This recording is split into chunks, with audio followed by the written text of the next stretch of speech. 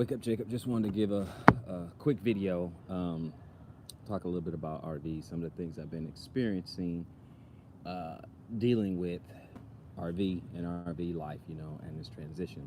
And I want to bring these messages out to encourage those who are transitioning, downsizing, going from their home or their apartment, and finally, getting RV, getting into an RV, and then finally getting onto their land and start homesteading. A couple things you want to look for. I think I said in a different video. A few things I said. I said that you want to look for leaks, big time. You want to look for leaks because of mold and just use of just not having use of your sinks and stuff like that. I was dealing with leaks in the beginning. Had a used trailer, and that was one of the things I had to learn the hard way. So like if you buy a used trailer, if at all possible, you want to hook up to city water supply. Lileya, right? Shalom, shalom, shalom, sister, shalom. Um, One of the things you want to do is turn on the city water, and then turn everything on. Turn the showers on, turn the faucet on, turn the all the faucets on. Everything. Flush the toilet, everything. Turn everything on as far as the water is concerned. I checked a few things, but I didn't check everything. Okay, which is why I had some leaks and things like that. I had to spend some money on getting that fixed. Speaking of leaks, you want to check the roof. Okay, get on the roof, check it out. Um, and because I also mentioned in a video before that trailers, they have to be sealed ever so often. Okay, you got to check the seals and stuff. They have all this. The seals look like caulk. Okay, it looks like caulk, but you want to check the seals because of the weather, the rain, things like that. You want to look for those things. So you want to look for the leaks, look for the seals and things like that. You also we're dealing with weatherizing. Okay, you have to do the weatherizing. Must flush the system. The roof is molded. Yeah, exactly. Exactly. Thank you, Sister Lee. Absolutely, you got to do that. Um, have you? It sound like you had some experience in a RV, Sister Leah. Sound like you had some experience there. Um, yeah, you want to definitely check that. So check the pipes. Okay, flush everything, turn it all on, everything. You also, again, you want to check for the leaks. And then the other thing you want to look at is make sure the AC works, because that's expensive. Like if it doesn't work, it's expensive to get it fixed, unless of course you know how to do that. Okay, all right, sister. Okay, good. I appreciate that input. As you can see, I'm in it now, and we're just looking for things. I'm still learning things. Okay, still learning things, and that's why I'm reporting as I go. Okay, as I pick up on a few things, I learn it. I'm like, okay, let's go. Um, Weatherizing. Okay, that's when they put antifreeze in the pipes and things like that. When you get into freezing temperatures, it's not so bad out here. Not so bad out here, but up in northern Arizona or Kansas City, it was really, really cold. But now, it was, had been weatherized. Speaking of which, brings me to humidity. You gotta watch out for humidity, because if you keep getting humidity over and over and over and over inside your trailer, then now you're gonna start getting mold and things like that. So you gotta be careful with that. Very, very, very important.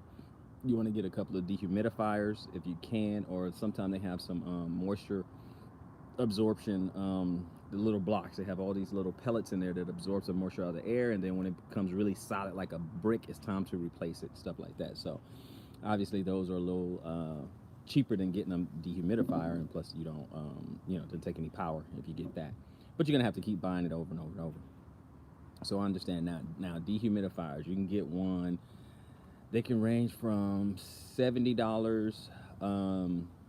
You may be able to find some a little bit cheaper, but how effective they are and how much square footage they can absorb is really going to be affected. So you might want to start somewhere around 70, all the way up to like $200. Something like that. Just depends on how powerful it is to absorb that moisture out of the air. So you want to look at those things. A couple of other things. If you're in extreme weather, like Arizona or the deserty areas, especially in the summer, they cost more. The dehumidifier is more cost effective. Yeah, exactly. Yeah, exactly, because if you keep buying that little brick, those little blocks, I'm sorry, they're canisters and they just have, the substance on the inside, and after a while they get hard. But if you keep buying those over and over and over and over and over, you're gonna get up to a point of, you bought a dehumidifier. So that's why they can be pretty expensive. But if you are in a deserty area, like your Arizona, Mexico, Texas, certain parts, things like that, and you get extreme temperatures, right? You get extreme temperatures like 100, just extreme temperatures. Then the sun can beat down on your trailer, and it'll start fading, it'll start cracking, it'll start, the extreme weather can really take a toll on it. And one of the things you do is you want to wax. You can wax your get it, clean and wax, and that'll protect it. You could get environmental protection or just like a wax, right, to help with those UV rays to come off of it. Another thing, a guy was helping me out, as he was talking about, it's good that the paneling like this is not even, right? Meaning, see, these have these little ridges on it. It's not even, or it's not flat, I should say. It's not just a smooth, flat surface. He said actually that's bad. It's cheap, but it's not as good. And so you want to go ahead and get a wax that off. And then at the bottom of your trailer, if you guys look right here, on here, you put the wax on this part, right? Put the wax on this part. Then over here, you don't put the same wax because you see how it's textured. So you have to put a like a spray wax on here. Okay, you can't use the wax that you rub in. You have to do like a spray wax here because it'll get trapped into that texture and you'll never be able to get it out. So that's a couple things that we were looking at there that we had to deal with. So there's a number of things. I was looking at your propane tanks. We got a couple of 20 gallons, 20 gallons propane basically. But I wanted to get some bigger ones, okay, because of how how long they last. A little 20-pound may last, say, a week, roughly like a week. But so you want to go probably twice as long. It depends. Now, if it's just you, that'll be fine. Okay, that's a week because there's 3 of us here in the RV. There's 3 of us here. But if it's just if you're by yourself, that'll be fine. That'll be okay. But you want to keep that in mind. A couple of things as far as like accessories and all the other things. We'll get into that. Next thing we're dealing with is the hot water heater. Okay, there's no problem with it, but learning how to deal with it, get it fired up, troubleshoot, things like that. So a lot of things that you have to consider when you're living small. I mean, this is also part of tiny living, all right? Because RVs are small. Okay, so this is part of the tiny living movement. But again, I wanted to just do that. Oh, the features. The last thing I wanted to talk about, features. Only you understand the makeup of your family, right? And you have to understand the things that you need. Some people might have toys, so you have to do a toy hauler, like big boy toys, 4-wheelers and motorcycles and all this other stuff. So a feature in your travel trailer, would have to be a toy hauler or whatever. I don't have that problem. I don't have toys like that. But so if you do that, you got to look at toy haulers. But some of the things that I figured out I needed was outdoor kitchen. Need an outdoor kitchen. Is kind of an advantage to have that, simply because if you cook, there's two problems, right? One, if you cook something that 3 actually. One, if you produce something or cook something that produces smoke, okay, that's going to get trapped into your trailer and you'll never get it out. You'll never get it out. Also, if something has strong pungent odor, like some ingredients have, like curry, it's strong, right? You'll never get it out. Now, you may go nose blind, but it's still in there. If somebody else walked in, they would be able to smell it because it's going to get absorbed into the walls. The other thing you want to look at, so you got smoke, you got strong odors, and the other thing is grease, right? So if you have something, if you have your Fry Daddy or something like that, it produces grease that gets absorbed in the mall. Leah said, keep in mind, moving and traveling the roof shifts, which causes edges and crack. Absolutely, you got it. So when you get to your destination, you got to look for those things. Okay, you may have to, you got to reseal. That's why I always got to get resealed. We had another piece of advice, and I'm gonna get back to the third thing, which is grease. But we had another piece of advice was if you have slide outs, then see if you see, and you know that may be a thing. Maybe you need slide outs, maybe you don't. But you have slide outs, depending on what it's on. Sometimes the slide outs are like on a cable. Sometimes it's on a chain, you know, whether it's a track or whatever. But they say every, you know, once a week or so, you put the slide out in, you know, put it in, close it, so that you know it stays aligned and stays on track, and then open it back up. Okay, something like that. So you want to, you know, keep that. And then I've seen a lot of people where they will have a when the support is out, they have this support, basically a big support jack, so that the weight of the slide out being out, okay, it's not all the pressure is not on the track. Okay, not all the pressure is on the track. So you want to look for those things. The going back to those three things: the smoke, the strong odors, or grease. Okay, I used to work in a restaurant long time ago, but I worked in a restaurant working with grease, and it gets everywhere. Okay, that smell, you just get used to it, but it's everywhere. Okay, it gets everywhere. Some people, the grease gets absorbed in your face. You know, you start getting acne and everything, and you're just like, what's going on? You know, I wash my face and all that, but the grease constantly absorbing into, you know. So my point is, it absorbs in the wall of your trailer. So you definitely want to look into those things. So those some of the things I wanted to cover. Obviously, it's not the end all be all. There's a whole lot more, you know, to look at, but I will be delivering that to you guys as I come across it, as I see what the problem is. Good things and bad things. It's not like, you know, everything's, you know, bad. There's a lot of great, wonderful things like this.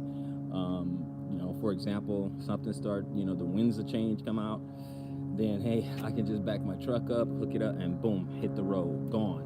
Okay, it just depends on how much time you have. Okay, so if you got to really get out, how far you can get, you want to know how far you can get, because your gas economy changes when you're hauling a trailer. Okay, you used to get 22 miles to the gallon or 20 miles to the gallon, then you know you can forget it. Okay, you know that sucker's gonna drop down, cut in half or something like that when you know hauling, you know. 8,000 pounds, you know, if you something like that. So you got to really look into those things.